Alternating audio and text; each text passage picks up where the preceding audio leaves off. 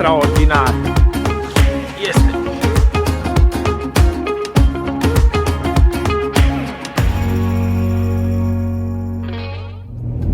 Azi este foarte răcoare. 3 grade. 3 grade urâte. 3 grade reci de-ți pică unghiile. Bineînțeles că nu am haine de 3 grade, chiar de 3 grade, și că am mai multe straturi pe mine astăzi. Vă reamintesc, un like, un subscribe ajută foarte mult propulsarea canalului. În continuare la Șalău pe Ebru, o nouă zi, vremea diferă și față de prima și de a doua zi, deci s-ar putea să fie ceva schimbări. Să sperăm că nu foarte mari, că ne-am obișnuit cu atacurile alea violente de Șalău. Astăzi este și Emil mai odihnit. Un pic. Ieri a fost frânt. Nu s-a putut concentra la nimic, la absolut nimic nu s-a putut concentra ieri. Am prins puțin și a fost greu pentru mine. Să sperăm că astăzi să fiu la înălțimea așteptărilor.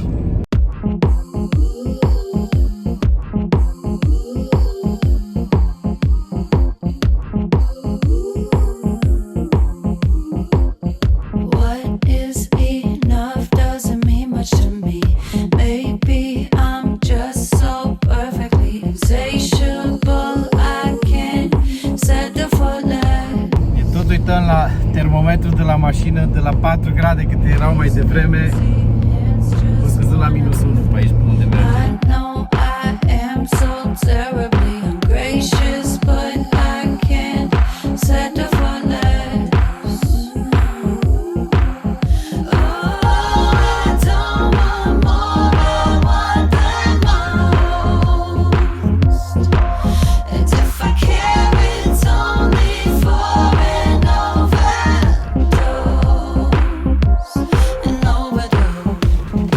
Începem dimineața, ca de obicei. Astăzi sunt foarte multe bărci la apă, mai multe ca zilele trecute.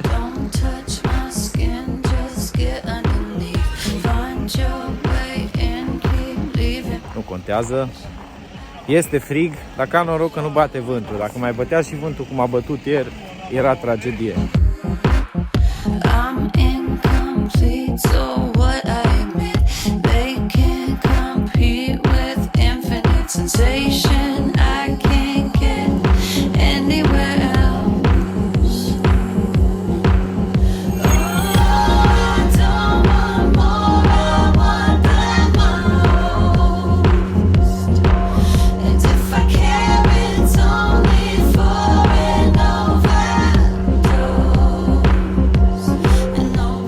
Ia uite, frate, că iar o prinde. Stăm aici lângă ei un pic. Cum vrei tu? Eu aș lua o bucată de pâine de la ei, sincer.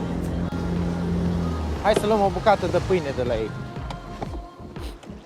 Domnii mei, aveți o bucată de pâine? Bună ziua! Cum nu? Make the ancora in the water. Put the ancora in the water. Aveți, n-aveți? Chipsuri dacă vreți. V-ați pricopsit cu noi acum. Deci aveți pită. Pâine, mă, lasă chipsuri. Păi tătă, pâinea era la voi în mașină.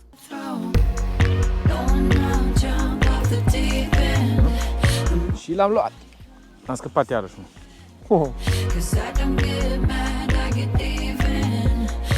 Da, da. În prag aici, așa. Aici, așa, în capăt de băr. Când... Uite, uite-l. Uite-l că o da până la urmă. L-am supărat prea tare pe băiețaș. Ăsta e negricios, frumos. Da, eu am fost așa supărat. Ai luat și tu? Da. De-aia a fost așa supărat băiatul ăsta. Se pregătește de depunere sau pare a fi chiar depus ăsta. A ridicat de pe 9-10 metri. Așa, du-te frumosule. Am spart gheața. M-a zis și David Neacșu, cu ăsta nu prins în România. Că parcă Șalei de aici sunt altfel. în special în perioada de primăvară. Eu am prins cu voblere de 18 cm pe Mureș, nu, zeci de șalăi. Ăsta n-are nici măcar 18 cm, doar dacă merge foarte, foarte jos. După cum vedeți pe barbetă, râcăie foarte bine substratul. Dăm o mână, să mai irităm un șalău, pe care trec și eu pe gume. Ce ți-am zis? Prima mână. Uite, bă, double whammy. Double whammy in pijami. Relax, hit again.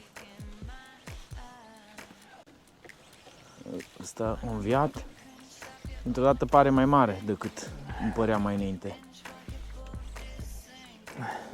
Pentru că am impresia că îi mai mare. Hai de capul meu, ce șalău fain. No, Emil, uite aici. Se pare că gumele mari totuși fac un pic de selecție. Ce zici? Eu zic că, uite ce două bucăți frumoase. Ăsta meu îl mâncă patău. Da.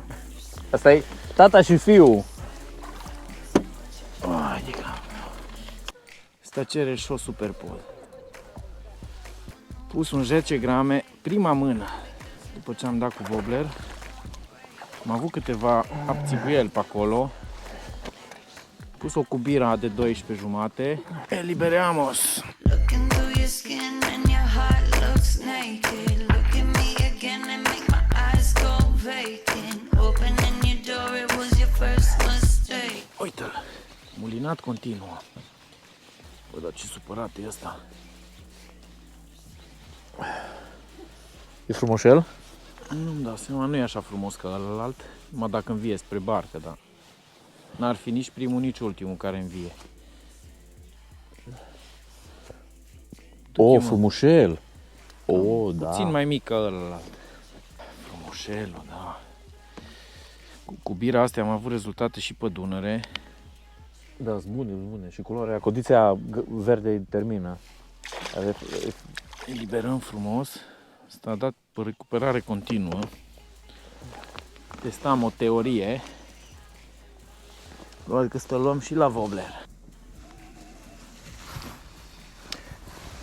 Înmezim un pic cu stija cârligului. Să alunece mai bine până în botic. Măsurăm. După ce am măsurat, înfingem perpendicular. Zang. Și ascundem vârful cârligului. Un picuț așa.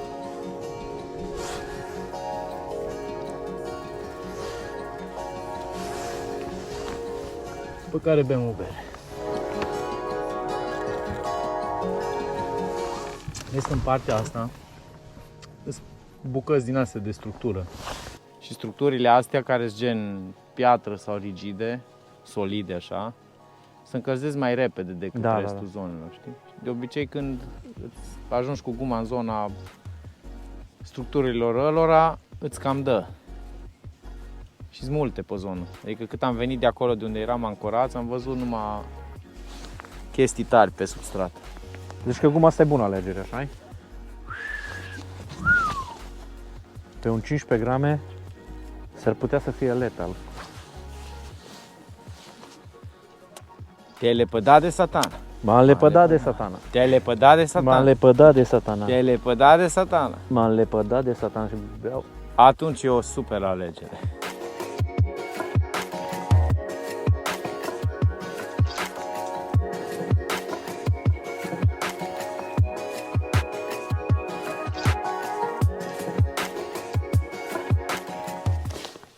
Cum am vrut să zic, asta e cea mai faină plajă de până acum.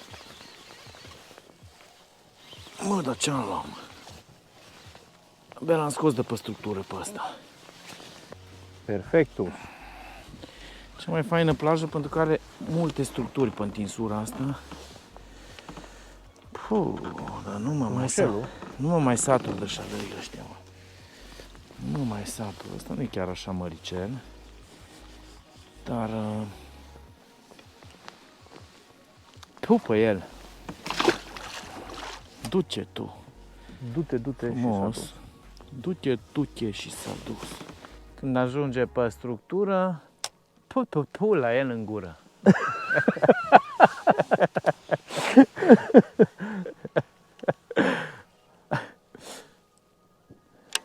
Exact așa a fost ăsta. La el în gură a fost. Uite la Emil, mă. Dar pe structură. Nu, pe fund. Aici nu știu dacă este structură. Probabil că e pragul ăla care urcă așa în Da, e sus. pragul. Oh, da.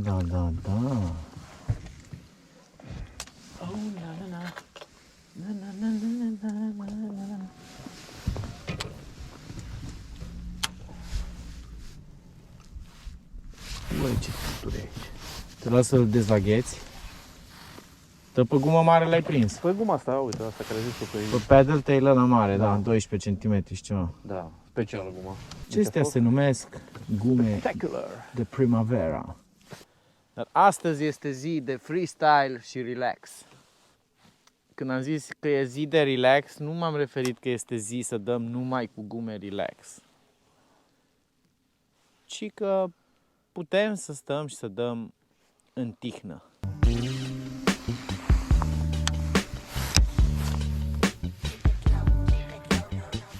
Mamă, ce fain e pragul ăsta, mi-l place la nebunie. Keep it on the low, secrets only gold. Ain't nobody got it. Uite! Mamă, direct în copac s-a băgat ăsta. Da, bâng! Și bâng au rămas, uite aici. Exact pe copacul ăla de care ziceam mai înainte. Stai, știi cum e? Aoleu, ce creang are ăsta. Sămănat. Nevoie mare.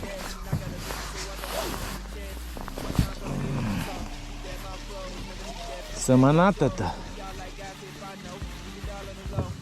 Când s-a oprit așa în creang, a zis, mamă, ăsta e Hercules. Să-i dau eu cu un alb sidef din asta, parcă se cere și un pic mai natur. Natur, că e bine. Umezim, umeziala. Ce vrei să-ți dau? Nu știu, cam cu ce aș putea să dau? Am văzut aici o chestie interesantă de-a ta. Care? Ce era? Cred că era o baseră aia albă așa pe burtă. Asta? Așa. Ar fi o idee bună. Da, am pus și eu. Cu din astea am pus până acum, am dat până acum.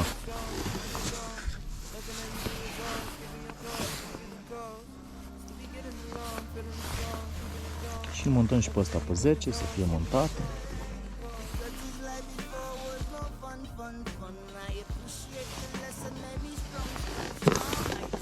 Thank you very much.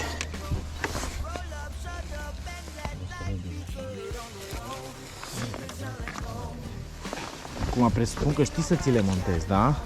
Keep it on the low, this ain't no TV show. Ain't nobody got Nu, vezi? Vezi-l? Măi, Emil, măi. I'm so sorry. Trebuie un băț mai tare la dumneata. Nu, trebuie că e bun ăsta. Problema e că nu a dat el. Nu a ajuns el unde... Ai urme. Ai dințișorii dragostei. Nu. Cum nu? De aici. Nu, asta poate să fi fost Perca fluviatilis. Nu, uite, nu sunt urme pe el. Sau nu le văd eu cel puțin. Cum nu? La cap. La cap o dat. Da. Shallow a fost. God forgive if I don't appreciate all the little things you give and take. You keep on blessing me so I see straight. That's why I thank you when I celebrate. You kept me breathing through my darkest days. You always showed me there's another way. Nu-ți fă griji că am salvat punctul. Ai salvat punctul. Nici nu mă gândeam să-mi fac griji. Uite, i-am dat să ne ducă pe punct. Nu mai trebuie să faci nimic. Cum i-ai dat? Din Go To. Are un buton scris Go To și mergi pe punctul salvat. Aha. Și punctul cum îl salvezi? Cu save? O să-ți arăt. După cum vedeți, avem un punct salvat de ieri. Să vedeți că din apă de... Vedeți aici, 18 metri. Să urcăm pe un prag, pe o limbă de 6 metri, care are în unele locuri chiar 2-3 metri. Și o să dăm și de o parte și de alta acestei limbi. Și vedeți că e plin de pește. Umbrele astea ce le vedeți voi aici, ăștia sunt pești, în principiu par a fi pești pașnici. Dar unde sunt pești de genul ăsta, sigur este și șalău. Ăștia sunt foarte aproape de substrat, ăștia s-ar putea să fie chiar șalăi.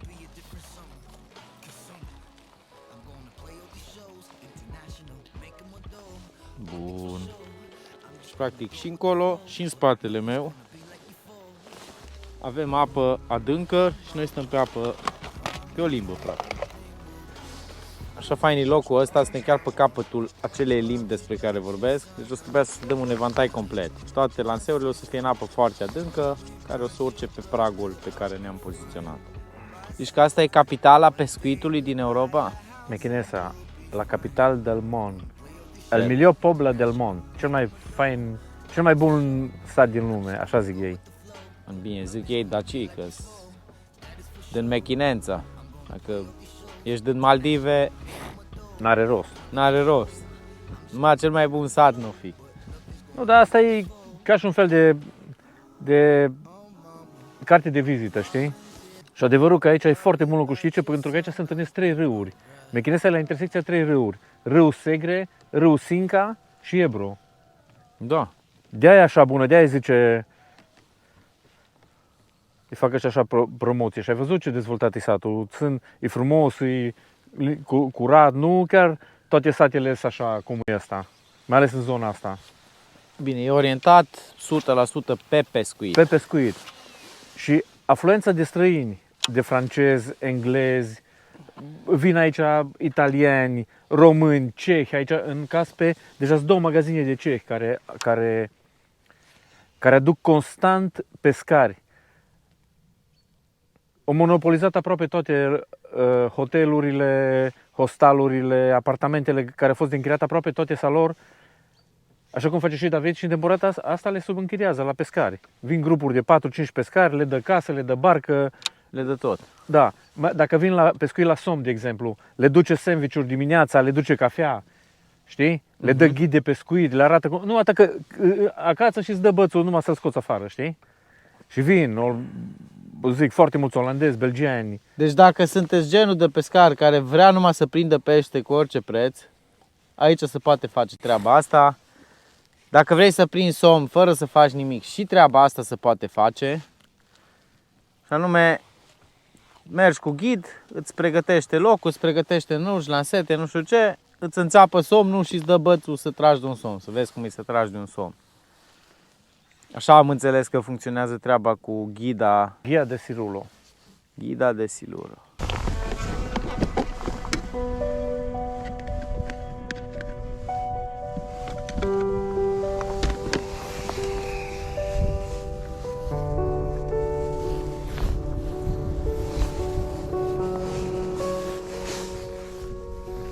Everybody's acting like the world is ending, and I hear people saying it's mad. Bad guys keep on Ohio, relax. Hit again, relax. Mică. Oh, da. Que bueno. O da sau nu o da? O da. Chiar așa la prima mână. O da. Beautiful. Merită o poză. Fucking sad.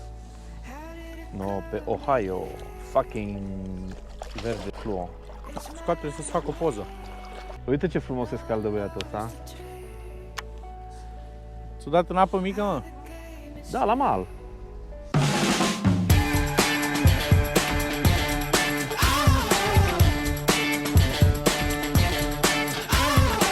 Iacă-te-l.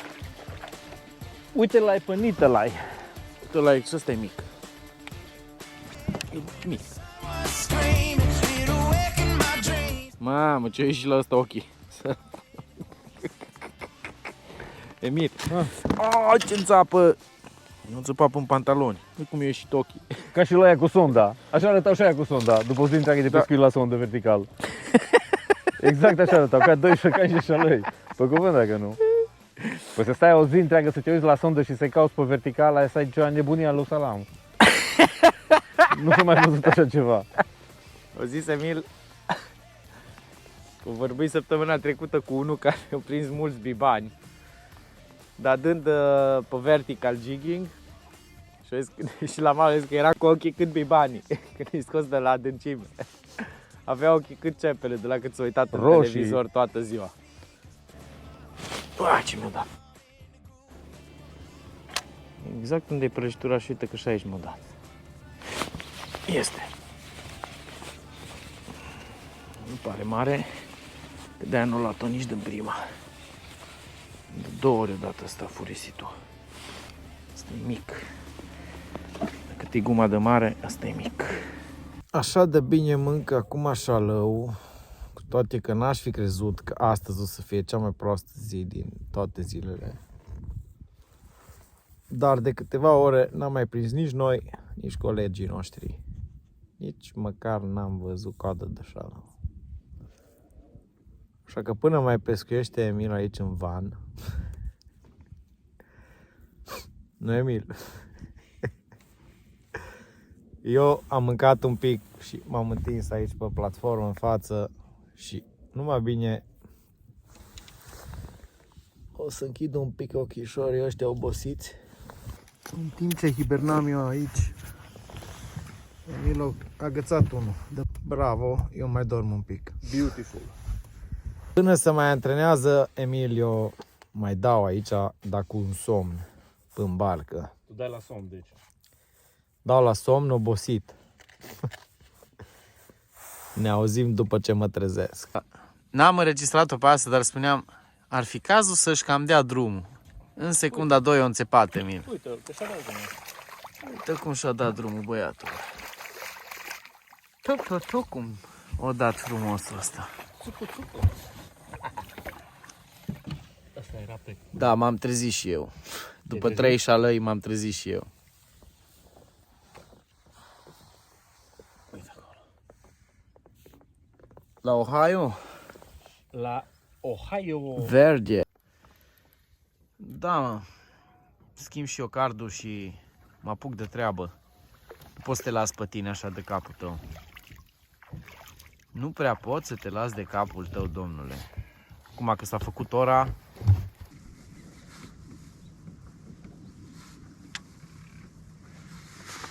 Ce fain e liniște. Da, e excelent. Așa bine mi-a picat somnicul ăla. Uite. Ăsta ai vrut să vezi pe turbo, n-ai? Ia că acum o să-l vezi. Turbo Twister. Exactly. Am spart gheața. Strapazan normal. Glitter. Super faină. Activitatea.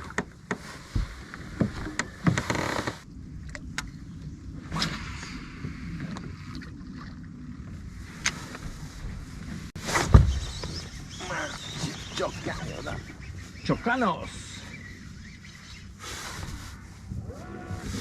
Chocaneros. Uite că am mai păcălit pe unul la turbo twister. Am observat. Pare că totuși pe gumele alea mai mari dădeau ceva mai îmbrăcați. Stai așa, ni. Să nu zic că nu e. Să dați ție? Da. Nu e mare, este mic. Și are pete pe Auzi, că nu-i mare. Botic.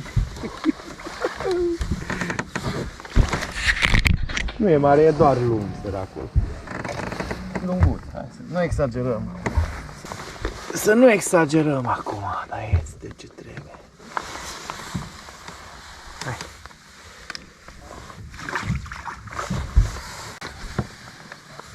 Căci am șomat câteva ceasuri.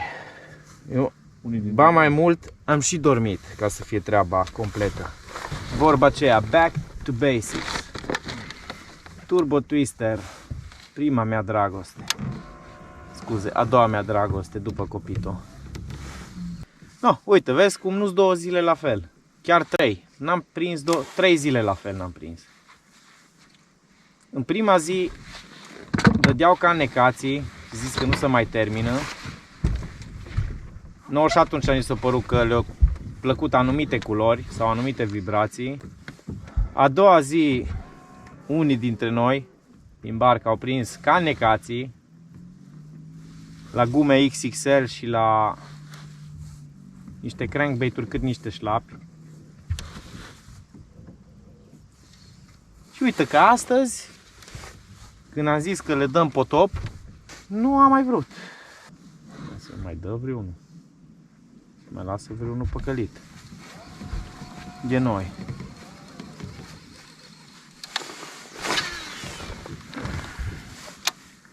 Degeaba mă, turbo twister e turbo twister. Și le ia bine, foarte greu să scapi cu ăsta, și pe offset și pe cârlig normal.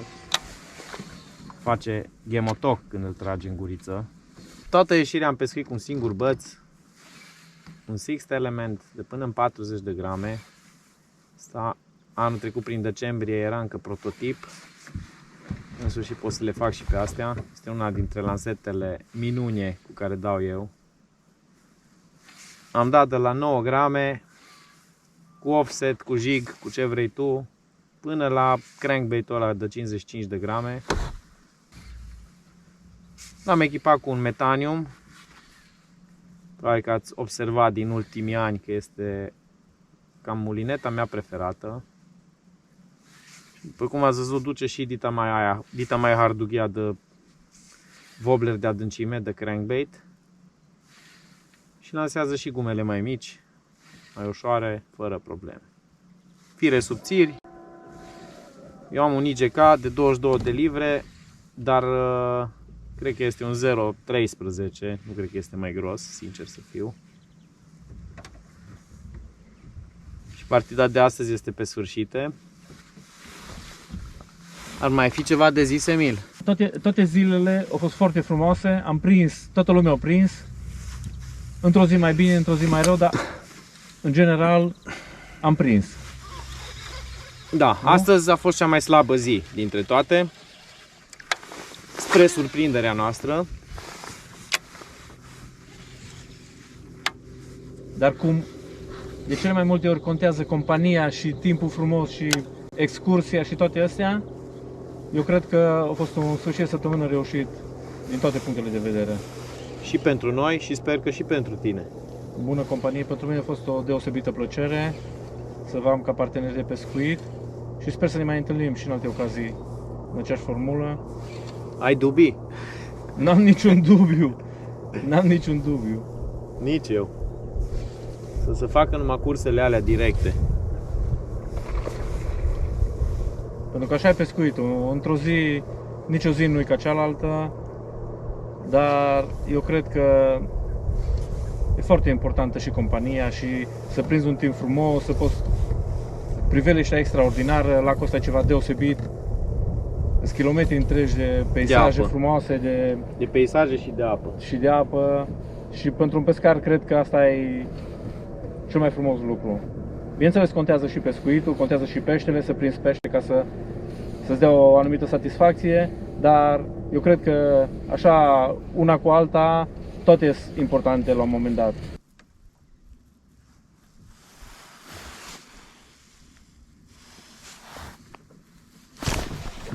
Exact pe structură. Pe structură. Ridicat-o peste creangă, lăsat-o să coboare și direct în guriță. În gurița lui? În gurița lui. Și ghici pe ce? Tot pe turbo twister. De aia îmi place mie așa de mult. Puteți să ciumpăvit de la dințișorii voștri.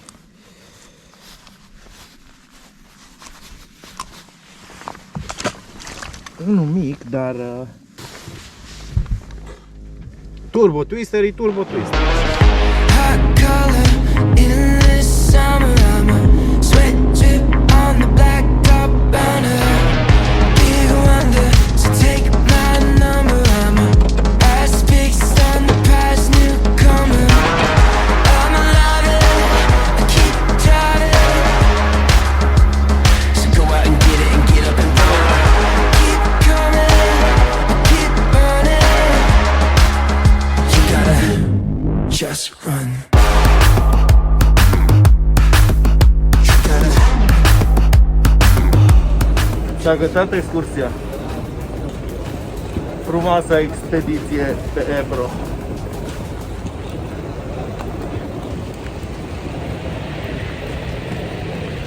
Te-ai șters la ochi, Robert? De lacrimi. De multele lacrimi. Dar plecam? Da. Da. Și aventura nu s-a încheiat aici. Sunt în München, am rămas singur, amanet în München, am pierdut avionul pentru că undeva în avion mi-a picat din buzunar buletinul, stewardesa nu l-a găsit decât după foarte mult timp. Și pe mine nu m-a lăsat nimeni să mai urc înapoi în avion, lucru care m-a făcut să pierd zborul de astăzi spre Timișoara. Așa că eu astăzi sunt super obosit. Cred că mă voi culca foarte devreme. Mi-am rebucuit zborul, am noroc cu Lufthansa. Nu m-a costat decât 35 de euro. Dar în schimb a trebuit să mă cazez la un hotel. Și m-am cazat aici mai aproape, nu am mai avut nervi să mă mai duc până în oraș. Așa că mâine dimineață la prima oră pe baricade la aeroport să nu mai pierd și ăsta la alt avion. Nu mi s-a mai întâmplat. Învățăm din toate. Data viitoare sigur o să-mi iau și un pașaport cu mine pe care să-l am tot timpul în ghiozdan. Just in case se mai întâmplă vreo minune de genul ăsta. Dacă aveam pașaport, totul era țiplu. Go out and get it and get up and run.